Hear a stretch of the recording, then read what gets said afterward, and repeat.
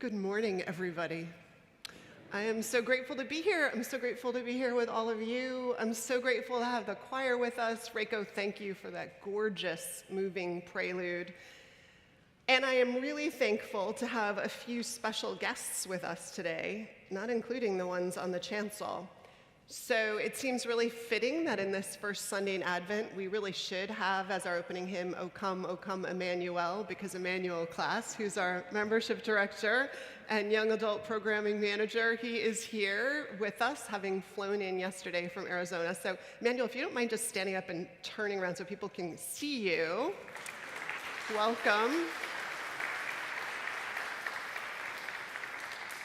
So please, get to know him, make him feel welcome, share your vision for how we can be more welcoming as a community, or any programming ideas you have, and answer his questions so that we pull him into the embrace as quickly as possible and fully. And then we are also lucky to have with us Sonia Sukalski, who is the minister. You can stand up. Sonia is the minister who's going to be helping us during sabbatical in January and February. She'll be helping us 10 hours a week, which is a joke, but we've scaled her job description down, and we're just lucky to have your wisdom and experience and big heart and a lot of your calling to the justice work that we do with a pastoral heart. So we're really, really grateful. You'll get to hear and see more of Sonia starting in January. So I am also lucky to have with me today two people. Bruce Neuberger, who is one of our incredible lay social justice leaders with a big heart also, who's doing our reflection this week, and who leads so many of our sort of visionary conversations, but also is out in the world and connected in ways both with the intellectual conversations of our day, but also what's happening in San Francisco. And so I'm really excited for all of you who haven't heard Bruce to get to hear just a little bit of his story today. I want to name that Hanukkah, we're just in the midst of holy days and holidays. Hanukkah begins on the 6th. Bodhi Day, which is the day in Buddhism where you celebrate the Buddha's enlightenment, that is going to be on Friday next. And today is actually the day that the UN celebrates every December 3rd, International Persons with Disability Day. And we had actually planned to do a service in honor of this conversation with disability as a community. And Richard Davis Lowell had written a beautiful reflection on his relationship with Andre, his little brother, who's not little anymore. And if you got the book, what is it called? Little Did I Know? The anthology that I edited. There's a piece by Richard also about Andre. And I just want to name that part of being part of a worship team and creating worship is often getting shoved aside for what needs to be front and center. And so Richard and I have tabled that service. We're going to do it later in the spring. And I just want to thank the big heart and shared vision that Richard brings to our work. I'm always grateful to be up here with him. So thanks to all of you for being here. Welcome to everyone who's joining us online too. It's lovely to have our live stream folks with us. And let us begin our worship together. Welcome.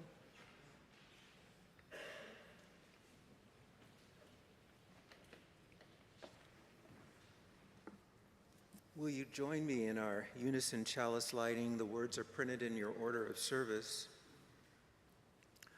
We light this chalice for the light of truth, the warmth of love, and the fire of commitment. We light this symbol of our faith as we gather together.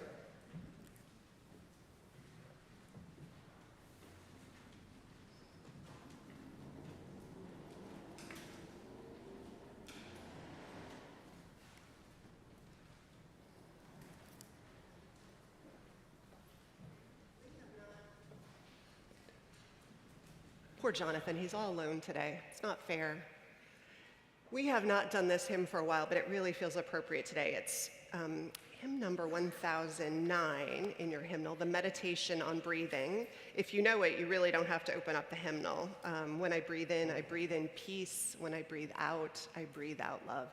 So let's rise as we're able, body, spirit, and sing it together, letting ourselves get lost in the rhythm and the flow of it.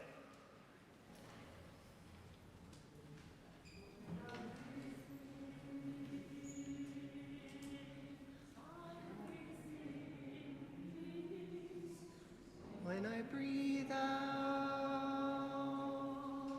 I breathe out love. When I breathe in, I breathe in peace. When I breathe out, I breathe out love. When I breathe in,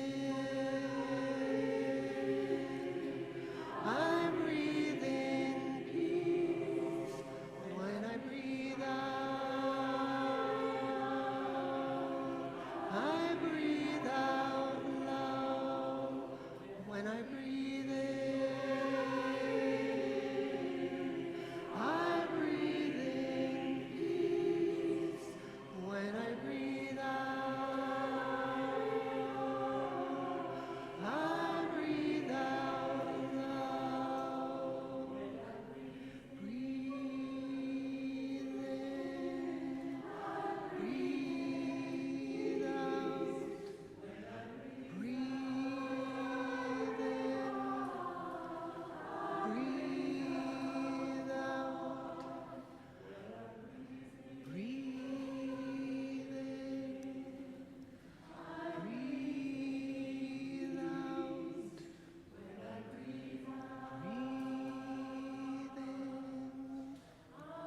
Breathe in, breathe out.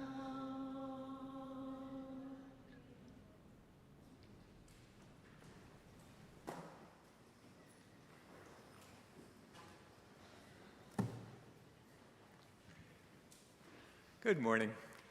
I'm Galen Workman, a member of the Board of Trustees. If this is your first time joining us in person or on live stream, thanks for joining us. If you'd like to receive a copy of our weekly email newsletter, which includes a link to the order of service and Sunday live stream, you can fill out one of our yellow connection forms. And these forms are in the pew in front of you, the welcome table outside, and there's also in the live stream chat area. The order of service lists upcoming events and links to opportunities to connect. Please engage in any or all that are of interest to you. I want to call your attention especially to today's holiday fair. I'm again dressed up in a red shirt in honor of the holiday fair, which is after service today. Please come and enjoy the festivities.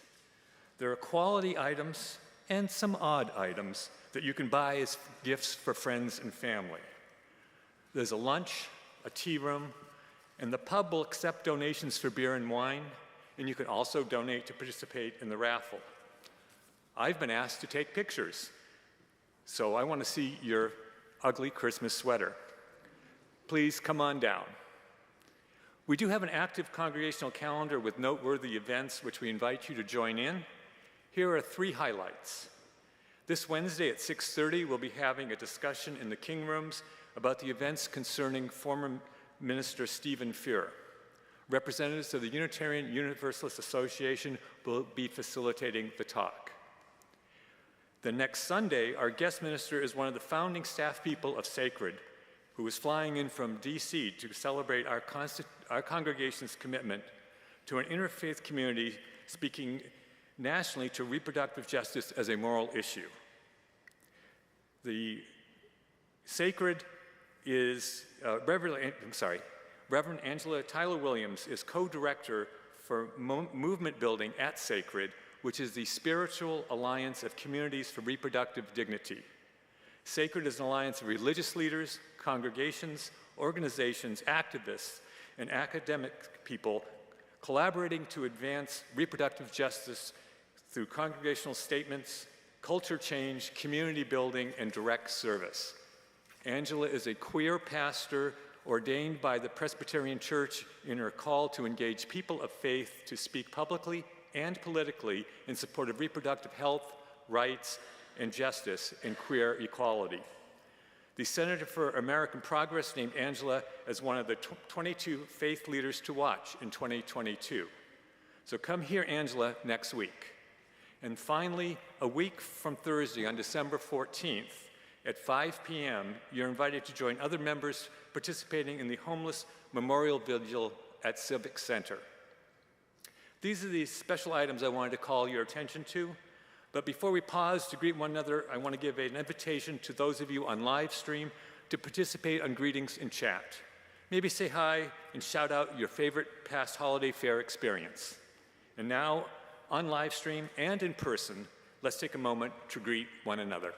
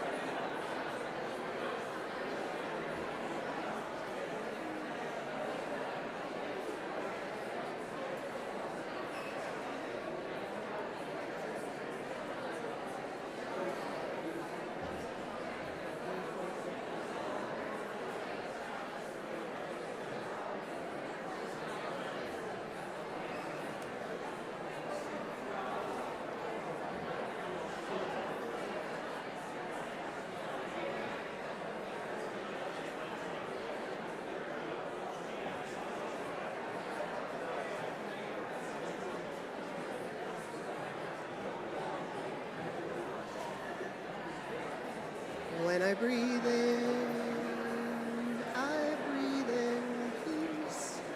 When I breathe out, I breathe out love.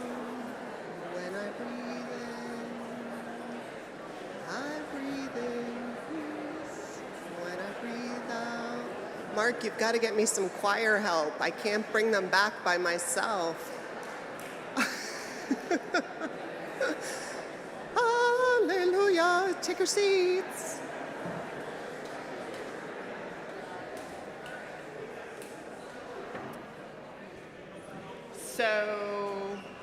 Today, the story for all ages is somewhat unusual, and I'm going to try and tell it sort of just without a full script. So, people of the Unitarian Universalist religious education community, some of our greatest heroes, and you can tell your friends that at church, your minister told a story about someone that they think you should imitate who went to jail this month. All right? How many people in this congregation have, you can admit or not, have gone to jail in their lives? All right. For various reasons, I'm sure. Yes, well, I mean, that our criminal justice system at work, Bruce has gone many, many, many times. And this week, I and Bruce and Mary Castiglia and Dolores and David and Jordan, didn't I say that? I said Dolores. I gave her credit. Dolores has been in jail too. David, her husband, wants me to let you know that Dolores has been. Actually, Dolores and Bruce have been in jail together. So, welcome to church. And this week, a bunch of us went to Santa Rosa to the courthouse because one of our members, our newer members, Wayne Shun, was put in jail for work that he does that comes out of his values. So Wayne is someone who is raised Buddhist and has now found a home among this Unitarian Universalist community where we have such a wide range of beliefs, but we work together in the service of a life of love and meaning. And Wayne's work, his life work, although he's a lawyer, is animal activism because he believes in nonviolence and he believes in compassion, and it really upsets him the way animals are treated, often in farms where they're prepared to be served at our tables. He's a vegan. He doesn't eat animals or animal products. That's also part of his expression of his faith tradition. And Wayne's perspective, and that of those who've joined him in the movement, is that they raise awareness about when there are violations in a factory farm, and if inspectors don't come or things don't change, they believe in the right to rescue, which is to say, they organize to break into these farms or factories and rescue the animals who seem sick or ailing or in trouble, which is against the law. Because you can't break into someone else's property and you can't steal things that are theirs. But he believes there's this moral calling to rescue those animals that's more important than the laws against trespassing and stealing. And he hopes maybe even to enshrine in the law the right to rescue, which is why he's willing to go to jail. But all of this is not entirely why I want to tell his story today, though that would be worthy of it. It's that part of what was introduced into evidence on his behalf in the trial was a letter from one of the largest meat manufacturing companies in America, from one of the members of the family that owns it, Rick Pittman. And the letter, Dolores, you saw it, Bruce, you saw it, almost brings you to tears. It is so beautiful. So I want to read just a little bit of it. My name is Rick Pittman, and I'm the owner of Pittman Family Farms, a business that began in 1954. Today, we are about 2,500 employees, and we operate in California and Utah. I met Wayne in 2018, and I'm expurgating, or was that right? Is that the right word? I'm editing greatly so that we can get through this. In 2018, under what might be considered unusual circumstances, which you can probably imagine. Wayne was demonstrating outside the gate with about 50 people to let us know they were concerned about the welfare of our birds. Before I met Wayne, he'd actually entered our chicken farms in California and our turkey farm in Utah without permission. Wayne had been charged with stealing some of our turkeys from the farms in Utah. The turkey was in bad shape. Sometimes turkeys will bully each other in the pecking order until one of the turkeys is killed by their brothers or sisters, and Wayne found a turkey who'd been bullied so badly, so he removed the turkey and he put a video online. Wayne was just trying to save the turkey's life. Well, We in the past had never responded to Wayne because we were scared, and I think that's the reason most animal farmers don't respond to Wayne, because of fear. We're scared of engaging with Wayne, that it will lead to worse outcomes than ignoring him, but the opposite has been true. He has transformed the ways we think about animal welfare and the way we interact with activists. I can honestly say I'm grateful for Wayne. I did what I always do in the moments I found him outside the gates that first day. I tried to start a conversation. We went out and we talked for an hour. I learned where he was coming from and what concerns he has. I also found out that in all the years that Wayne has advocated for animal welfare, I'm the only person who has come out and actually talked to him. And we continued talking since, because we need to resolve our differences. If we don't have dialogue, we'll all lose. The farmers, the activists, the animals. We've learned a lot from each other by agreeing to talk instead of fight over the years. We at Pittman have made a lot of improvements to animal welfare in our farms. And every year around Thanksgiving, we freeze some turkeys and hand them over to Wayne and his organization as a gesture of goodwill between us as the farmers and the activists who care for the animals' welfare. The turkeys are put on animal sanctuaries and reserves across the western United States. We both believe it is only through conversations and a willingness to compromise that we can resolve our differences and do what's best for each other and the animals. We need less prosecution and more conversation, because if we fight, we lose. He's the best activist I've ever worked with. Wayne is a good person. Stories we need to hear.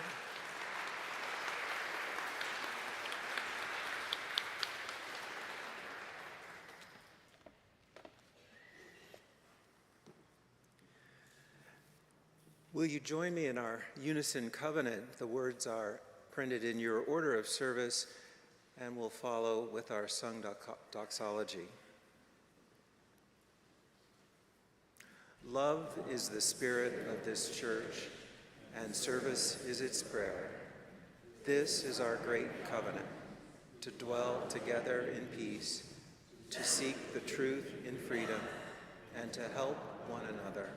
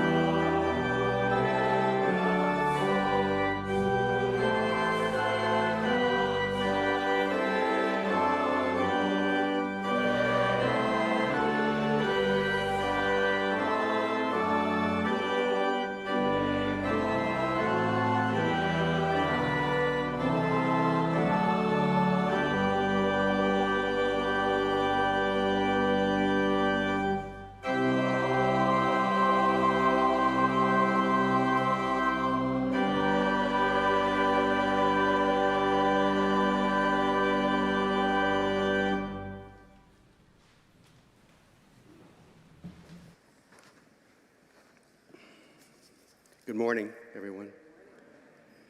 I remember as a child being asked to bring nickels to religious school to plant trees in Israel.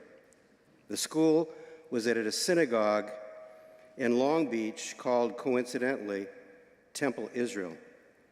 The trees, we were told, were to beautify a land, an empty land that had recently been settled by Jewish refugees from Europe. This was easy for me to understand. My parents and most of my relatives and family friends were German refugees forced to leave their homeland. My mother told me stories about her village, how the Nazis made their lives miserable and dangerous.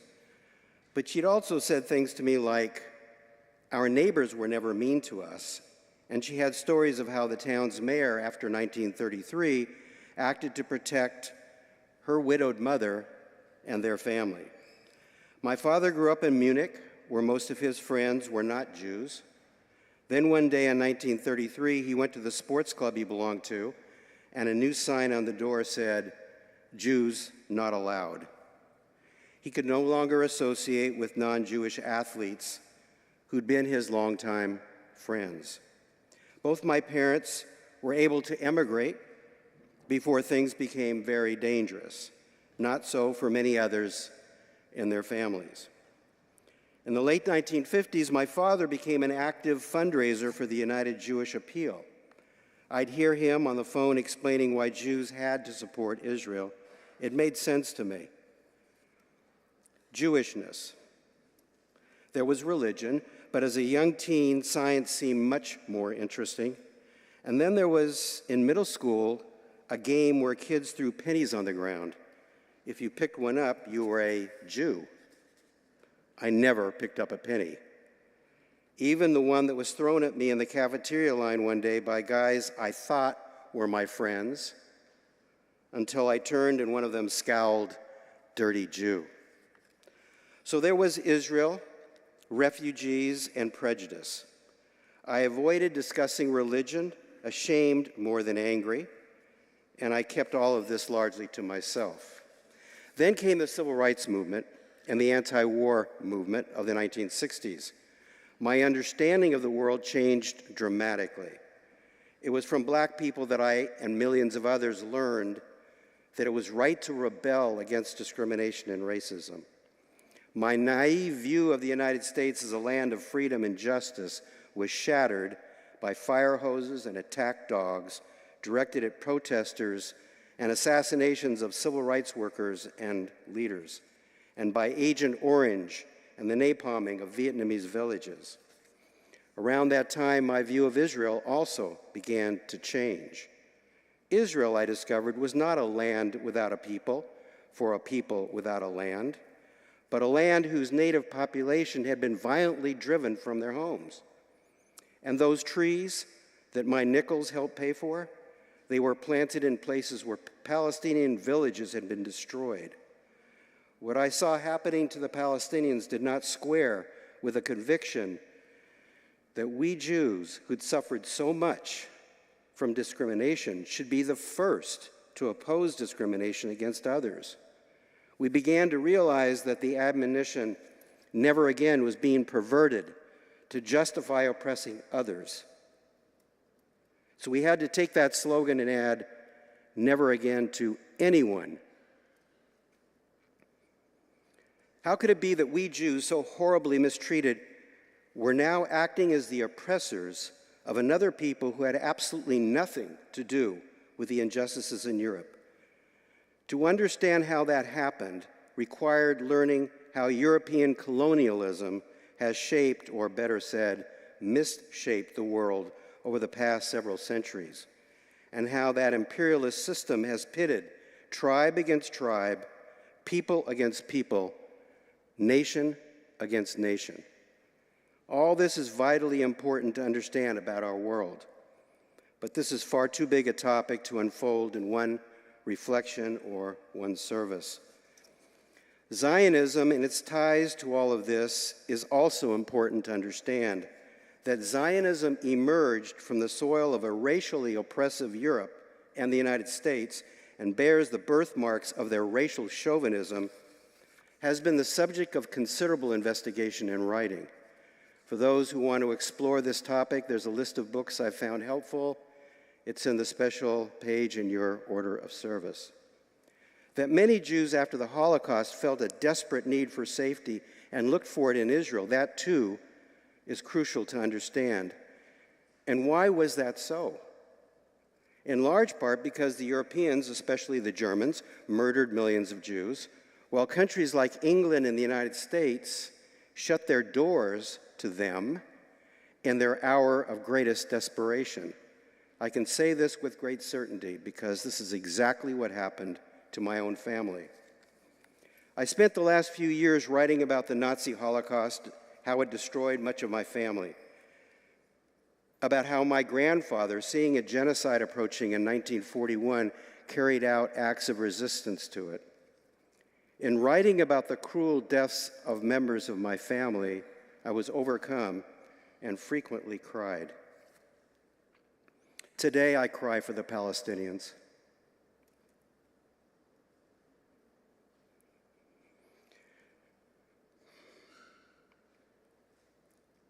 But more than that, as we grieve for Palestinians, as we rage at the injustices that they have suffered and continue to endure, we need to be aware that we may well be approaching a crossroads for humanity. The very power of the events of these last months and the movement that has risen speaks to that. Two potential futures that confront us. One with the kind of death and destruction we see in Gaza becoming even more widespread, and another more liberatory future. I sense a positive potential on the faces and in the voices of the millions, especially of the youth, who are beginning to awaken to fight against injustice.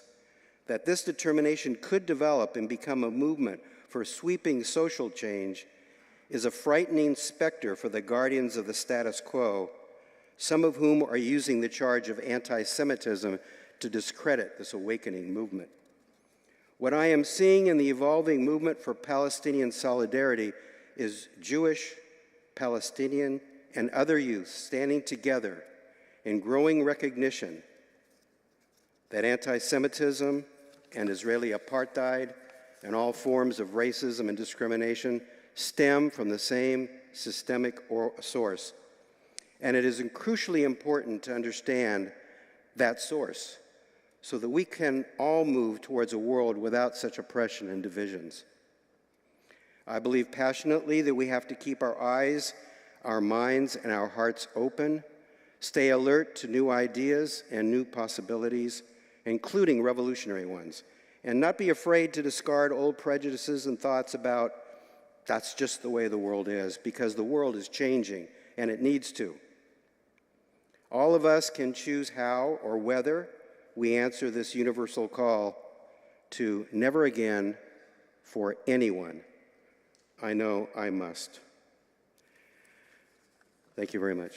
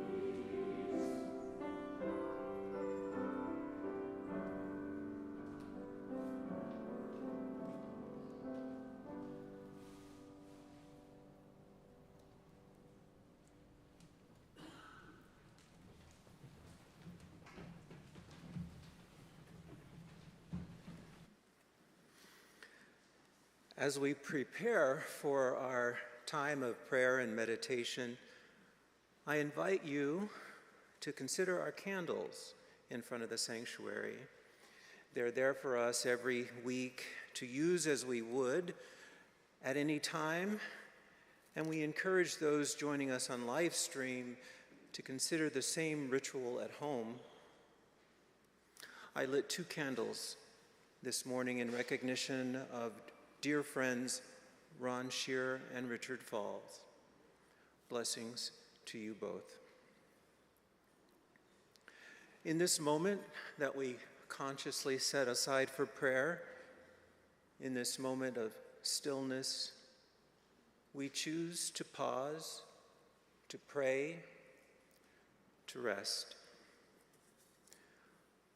On this first day of Advent, a season of anticipation where many look forward to a sacred birth, and to this week of Hanukkah, when others will mark a celebration of a miracle of lights, and to this season of shorter days, plants becoming dormant, all sentient beings in the north recognizing the need to pause for rest and restoration. In this quiet time, where we mark this past week's World's AIDS Day, remembering so many we lost to AIDS, the tapestry of lives unfinished, and to this moment when many wonder, will there be an end to suffering? Will there be an end to my suffering? Into this quiet moment, we come together as one body in reflection and prayer. Nameless One, Spirit and Presence, guide us as we give thought and word to what we feel in this moment. We come with hope that we can find space to honor hope, recognize pain and suffering, and celebrate beauty, all with both feet firmly planted in this present moment. And so we reflect on all that we hold in this life and all that might yet to be. We reflect on where we have come from, what we have witnessed. We ask, how did we reach this point? Is this what we were born to do? Is this our destiny? How can we find solace and redemption in the midst of so much suffering? And we also remember how resilient we are, how resourceful, and that day does follow night, that others have walked our path, and we remember our ancestors who, despite overwhelming odds, lived to see another day and another until eventually we were born. Join me now for a moment of silent meditation, reflection, and prayer.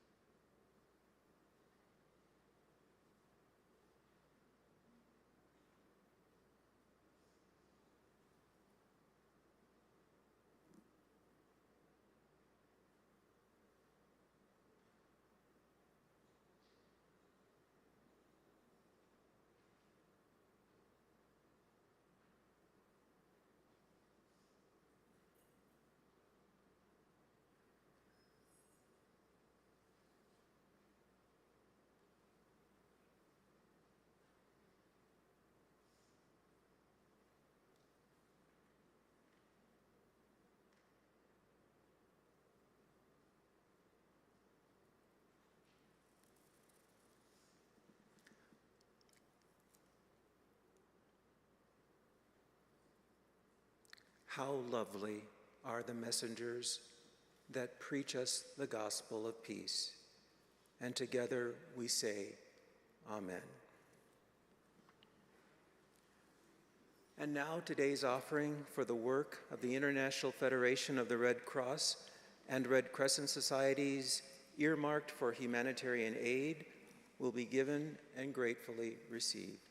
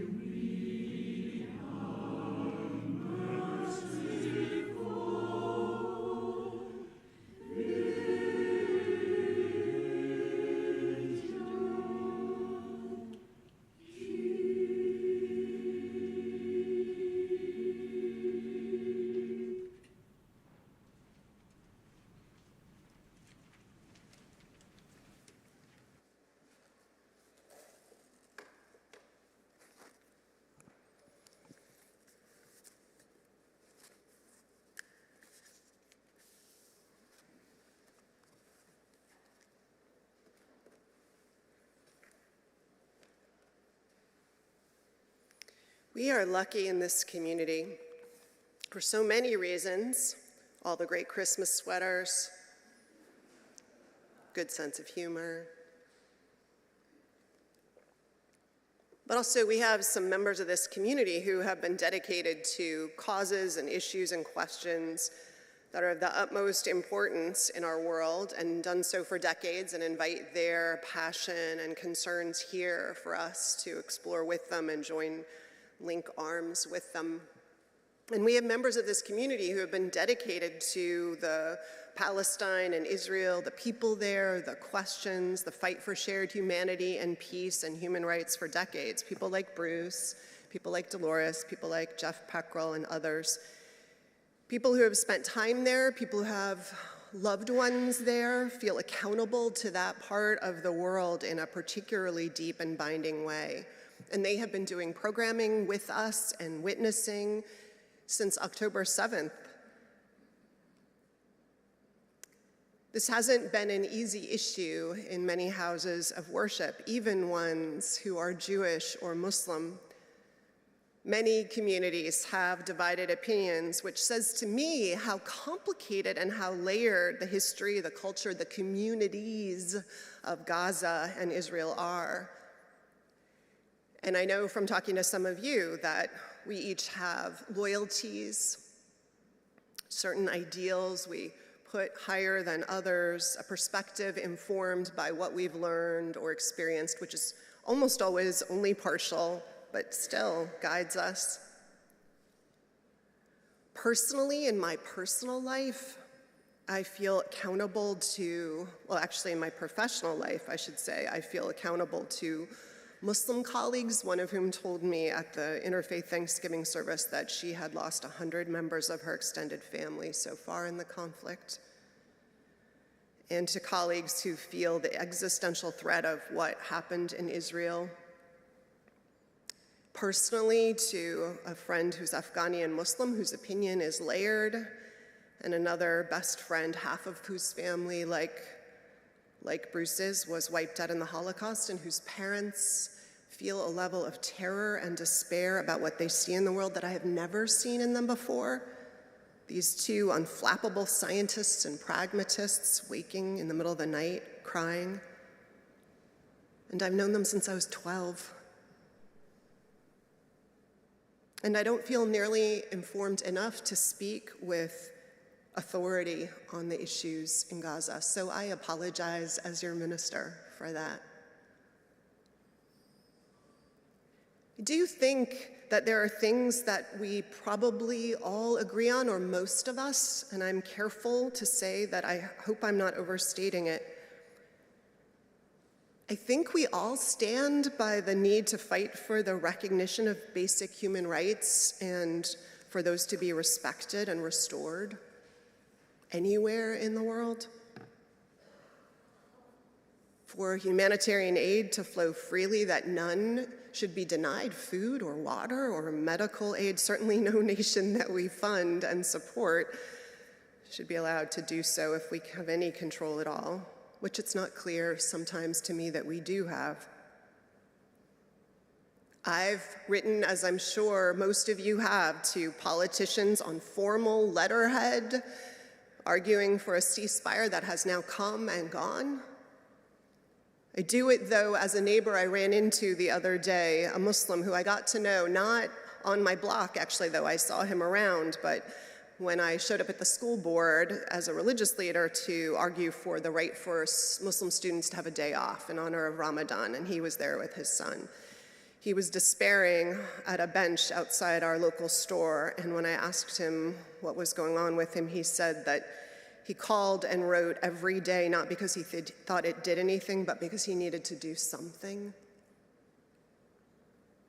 Many of us feel a sense that we should do and must do something, and it's hard to know what. I'm not supportive of Netanyahu or his dangerous theocratic, anti-democratic leanings, but then I don't think a lot of Israelis, as we saw in the streets, were in favor of it. I do think Israel has, and I believe in the Israel communities for Arab Christians and Muslims and Arab Jews who live there too. I find the story of the founding of Israel, what I know of it, to be complicated and troubling. I think about the Muslim man who came to speak at the church in New Jersey that I served. He was probably in his 70s at the time, and he pulled a chain out from underneath his shirt as part of his speech, and there was a key on it, and he said he'd worn it since he was a child, as so many others did, he said. It was the key to his family's house that they were driven to during the creation of Israel. And he takes that key as a reminder of what happened. and the memory of a woman who refused to leave her house who was shot in front of it. It's deeply troubling that we as the United States were part of carving out someone else's land. It's something for which we have to do some moral reckoning, even if there are lots of historic ties and claims on that land and rights to be there. And I also feel an incredible moral hypocrisy about getting on any high horse about that history, while a far more hideous, older history of seizing people's land is here for us to reckon with. We need to get our own house in order in terms of reparations in this country and speak with a lot of humility about others who did the same. Double standards are part of language that we need to erase from our political and social language. Be aware of. Of course, none of our moral work also, or our thinking about our work, needs to be either or. It's both and so often. And in that sense, for me, it's about means and ends also. And for me right now, what feels most clear is that, particularly as a minister of this community, how we do the work of debating this issue or any hard issue in front of us. And there are, so far, have been hard issues in front of us at every single turn. In my 7 years here. But how we do the debate and the conversations, as painful and fraught as the ones we are facing even right now, is as important as what we do.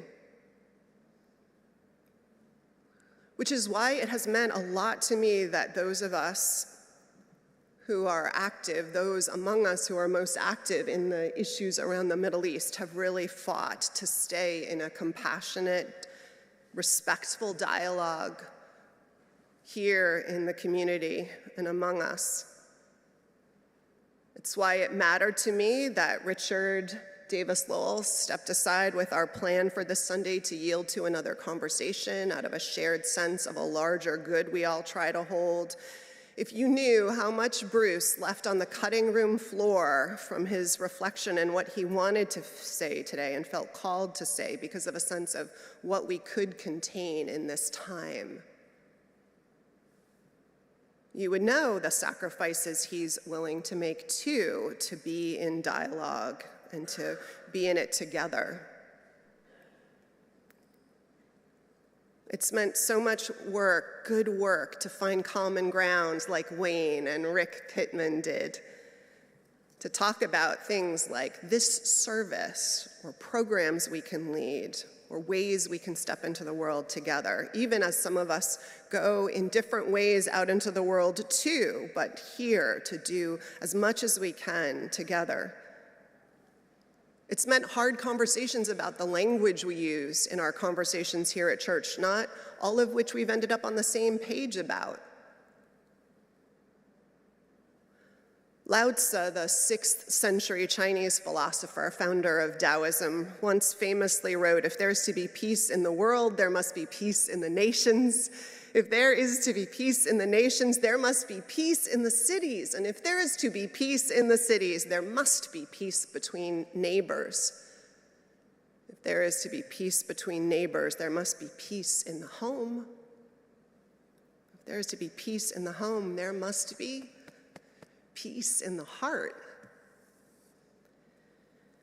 In other words, it's not irrelevant how we weather these times like these.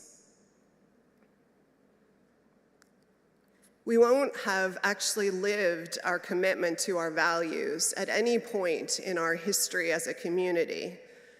We wouldn't have lived in this moment, our commitment to peace, for instance, if we were to bring the inhumanity of war, the pitting of people against each other into how we are together. So much of how we engage has to be, like Wayne's work, that we bring into it the spirit of transformation that we hope then to see in the world like a virus that replicates.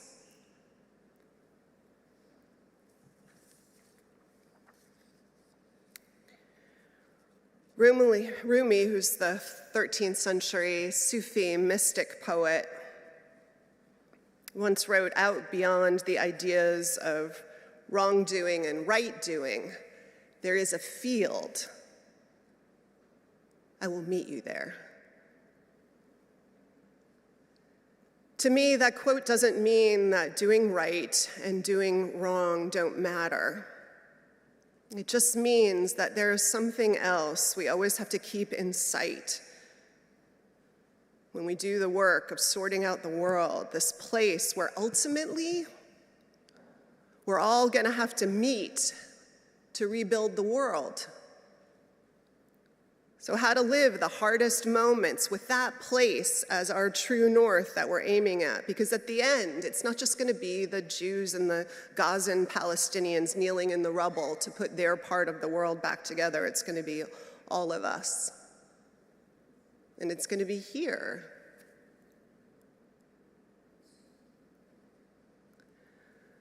A few weeks ago, the Interfaith Council of San Francisco, whose Board of Trustees I chair for this year, did some amazing hard work, bringing a Jewish leader and a Muslim leader, both of whom have this incredible support of the larger landscape of their religious peers, bring them to the table to talk about Islamophobia and anti-Semitism. We could not have gotten them to the table to talk about anything else.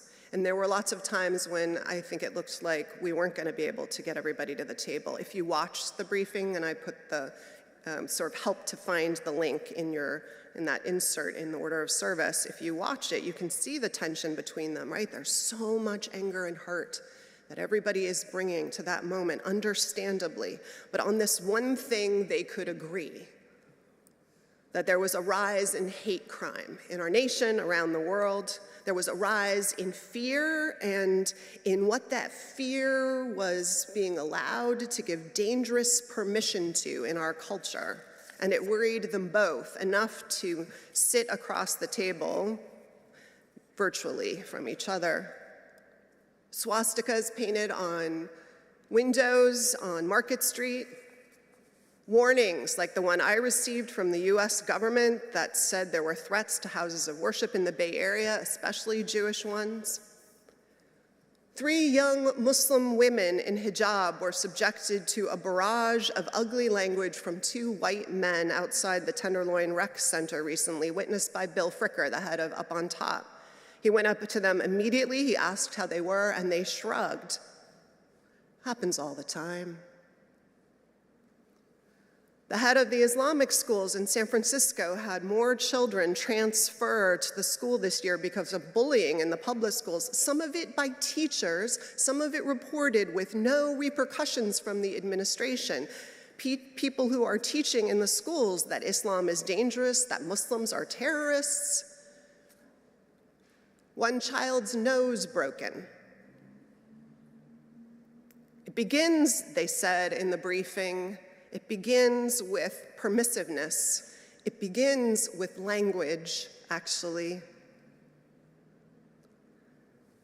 The Design Museum in Dogpatch, I went to it yesterday, Rohit and I did, not knowing what was there, just to have an excuse to get out of the rain and into the world. It was this incredible Design for Peace exhibit. You have to go see it. It's small and it's lovely.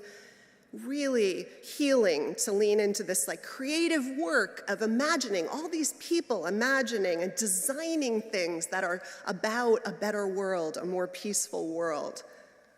And one effort was started by the work of an Iraqi journalist who, seeing how hate crime, hate language led to hate action.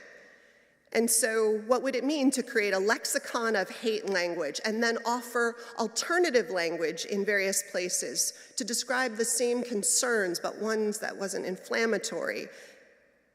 So what were the thoughtful substitutions that de-escalated? There hasn't been one made for the US yet. It hasn't been funded. We need to find out what it would cost.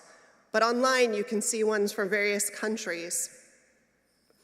And I know, as Bruce mentioned, there's a concern right now that charges, for instance, of anti-Semitism are being used to shut down legitimate criticism and conversation.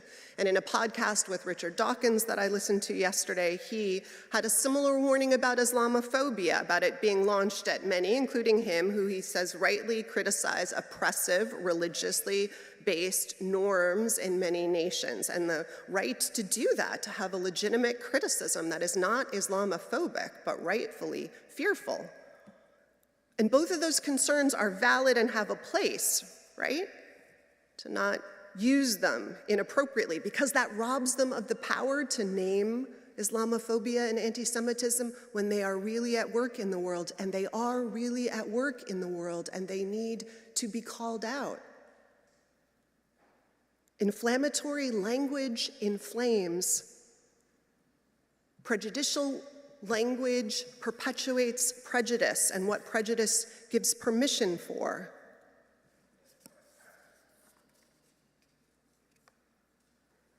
And there's so much more I could say about this. It's my cutting room floor, I guess. I think that Bruce was right in his line that I love most in his reflection about Islamophobia and anti-Semitism and racism and hate and all the othering that's at the root of human evils in the world, and to really call them out and pay attention to it, to parse in detail how it shows up, the way we have been looking at what it means when anti-Blackness shows up and what it feeds, right, which is racism and inequity, but paying attention to the subtle, not so subtle once you see them, ways it shows up, and to do that again and again, and also around Muslims and also for Jews. Conspiracy theories about Jews being in control. Actually, it was your father, right, who had this great joke that he passed along. I didn't put it in the service, but it was about how this person from one of the concentration camps, about how he preferred to read the Nazi papers because in the Nazi papers, the Jews were in control of everything and powerful. But in the world he lived in, that wasn't what it looked like. It's a great passage. I hope it's in your book. And one-liners about Jews and money, like just one example that Bruce gave from his childhood, and implications that Muslim men are criminals or violent, or Muslim women are passive and not agents of their own destiny, even as we name things that are wrong in the world, that we don't perpetuate that. Any language that compares people to animals or makes them subhuman, criticism of the choice to wear hijab or kippah, poking fun of either, scapegoating in any way, shape, or form, double standards, all of it. There's so much thoughtful reflection on what anti-Semitism and what Islamophobia look like in the just subtle language and tropes that get reinforced, let alone inflammatory language that is more obvious, that strikes the match that we cannot control the run of.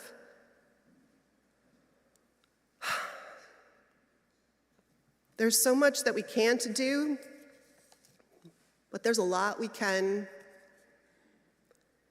Figure out how to hold heartbreak and hope together with love, how to have hard conversations where we speak commandingly together and then out in the world commandingly and clearly and with care. Live the heart of peace we seek to see replicated in the world. Seek and find our common ground the way Rick and Wayne did, because the world moves so much faster when we're able to do that, to the places we want to get to. And prepare ourselves, because ultimately, all of us always, after each hard chapter of life and in the world and all the heartbreak and all the loss, we all have to kneel in the dust and the rubble, side by side, in our communities, in the world, after the wars are over, and try and get it right one more time. So how do we stay ready for that? May peace prevail, may mercy shine upon us. May we see right and do right and be good and be kind. May peace and love prevail. Let's sing together. Let's sing. Let's sing hymn number 34, Though I May Speak with Bravest Fire.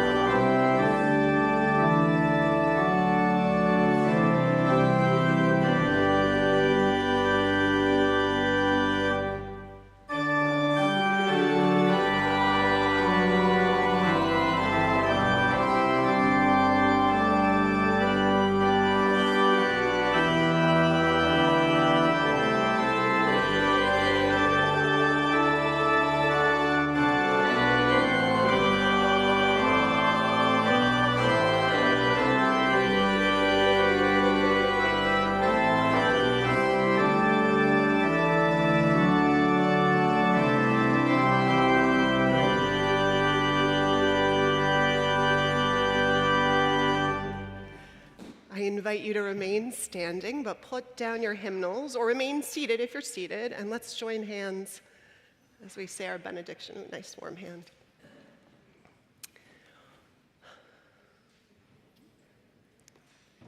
Or join pause in the corner. And now in our comings and our goings, may the light of love shine upon us. Out from within us, be gracious unto us and grant us peace. For this is the day we are given. Let us rejoice and be glad in it. Amen.